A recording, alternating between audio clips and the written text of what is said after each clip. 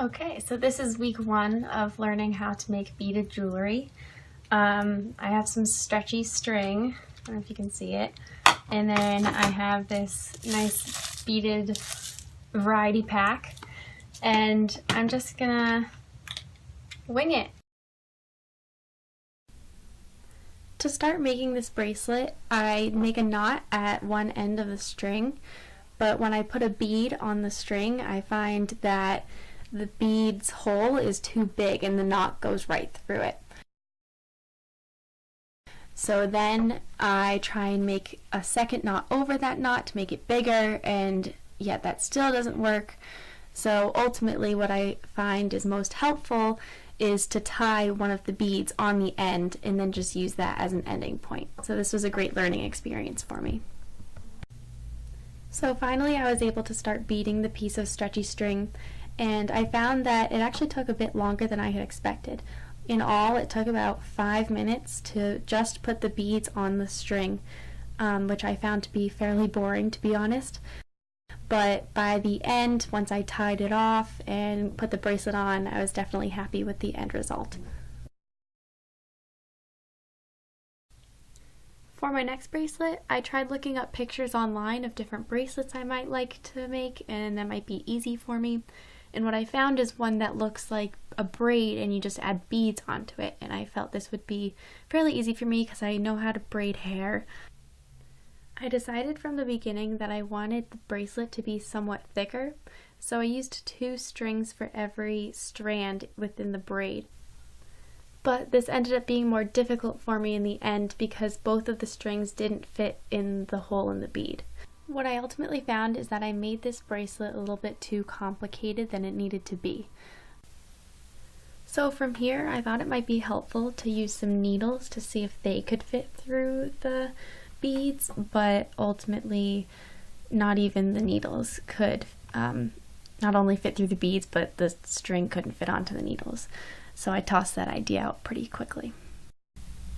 Unfortunately, my next video didn't record, but what I found was I was having difficulty keeping the bead in the middle of the braid because the bead kept moving. So instead, I adapted and I changed my idea to put the bead on the outside of the braid, like this new picture I found online. So this is how it started to come together. I was able to put larger beads onto the string to make the double strands work, to make it a thicker bracelet. The one mistake I did make was to continue making the bracelet for too long, so the bracelet is a bit too big on my wrist. But that's a learning lesson for the next bracelet I make. And in the end, I can still wear this as an anklet.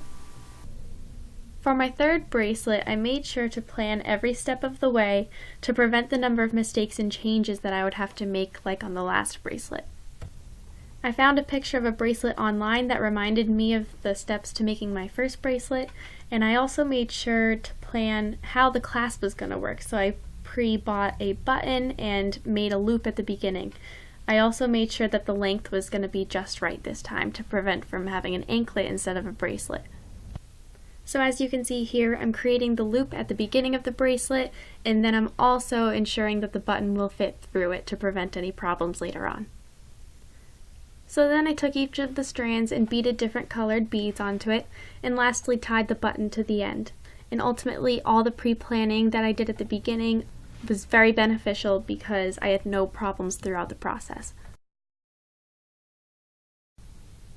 So next, when I was younger, I used to have a bracelet that looked just like this, so I wanted to somewhat replicate it but make like an adult version of it with beads on it.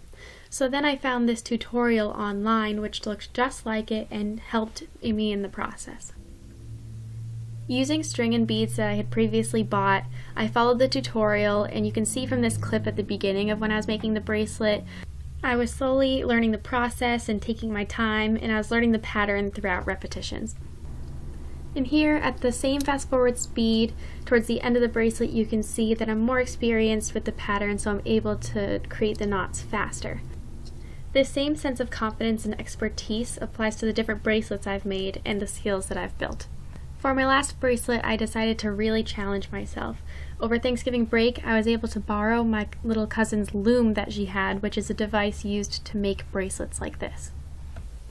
This was not only a completely new technique for me, but it also incorporated the use of a needle. This bracelet definitely took the longest to make, and the preparation was lengthy and difficult. While setting up the loom, I tried keeping it sturdy in my lap, but the beads that I had strung along the strings all ended up falling onto the floor.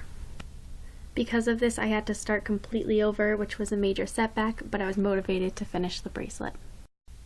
Ultimately, this was a great project and a great stress relief throughout the semester, and I'm really happy I made beaded bracelets and hope to continue making them in the future.